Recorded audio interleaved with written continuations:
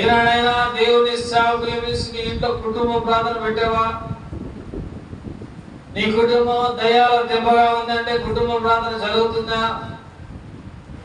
ఏనాడైనా దేవుని సంఘముని సన్నిధిలో కూర్చుందా? ఎవరుంటున్నారు నీతో? చూడండి పిల్లరా, దేవుడు వచ్చి ఉంటాను అన్నప్పుడు జక్క ఏం చేశాడు? సమయాన్ని పోగొట్టుకోవాలా. అయ్యా నా కుటుంబం, నా ఇల్లు ఇదిగో పాపాత్మలమైనటువంటి పరిస్థితుల్లో ఉన్నాము. నువ్వు వస్తే ఏమైంది? వెంటనే జక్క ఏమన్నాడు తెలుసా? జక్కయ్య నిలబడి, ఇదిగో ప్రభా, నా ఆస్తిలో సగభాగము యేసు ప్రభు ఎప్పుడైతే ఇంట్లోకి వచ్చినాడో జక్కయ్య జీవితం వస్తుంది, లక్షణం వస్తుంది. అందుకని ఏమన్నాడు? నా ఆస్తి నా బిడ్డల కంటే కూడా పేదలైనటువంటి మనుషులకు చెందాలి. అన్యాయంగా తీసుకుంటే 400 ఇచ్చేయాలి.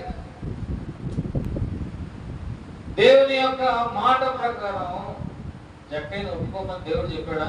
చెప్పలా. మరి ఎక్కడ మనసు అంటే నీ మనస్సు మారాలి. నీ మనస్సు మారాలి. నువ్వు ఇచ్చేదాని అయితే దేవుడు చూసుకున్నాడు. అనేక మందిని తోడుస్తాడు. జక్కయ్య నువ్వు పాపి, దుర్మార్గుడు, ఈ ఇంట్లో దేవుడు ఎక్కడ ఉంటాడండి?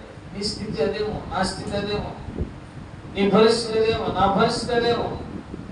చూడండి పిల్లగా, నువ్వు పాపమైన మనుషులు అనుకుంటున్నారంటే, నేను దుర్మార్గుడైన మనుషులు అనుకుంటున్నారంటే, ఇంకా మనం ఒప్పుకోవాల్సినవి, సరిచేయబడవలసినవి, బాగు చేసుకోవాల్సినవి చాలా ఉన్నాయి.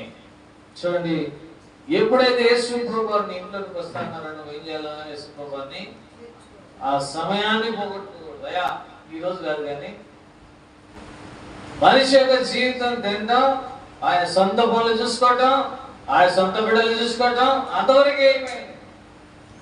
దేవుని గురించిన ఆశలు చచ్చిపోయినాయి. ఆయన్ని ఎవరో చూడాలని పరుగులెత్తుకొని చెట్లకి ఆశలు పోయినాయి.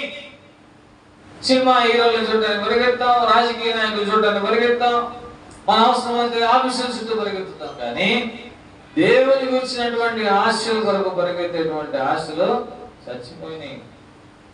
చూడండి మరొక వ్యక్తిని చూద్దాం. అపోస్తుల కార్యాలు 16వ అధ్యాయము 13-15 చదువుతాం. అపోస్తుల కార్యాలు త్వరగా ముగిస్తాను. విశ్రాంతి దినమున గవి దాటి నదీ తీరమున ప్రార్థన జరుగుననుకొని అక్కడికి వచ్చి కూర్చుండి కూడి వచ్చిన స్త్రీలతో మాట్లాడి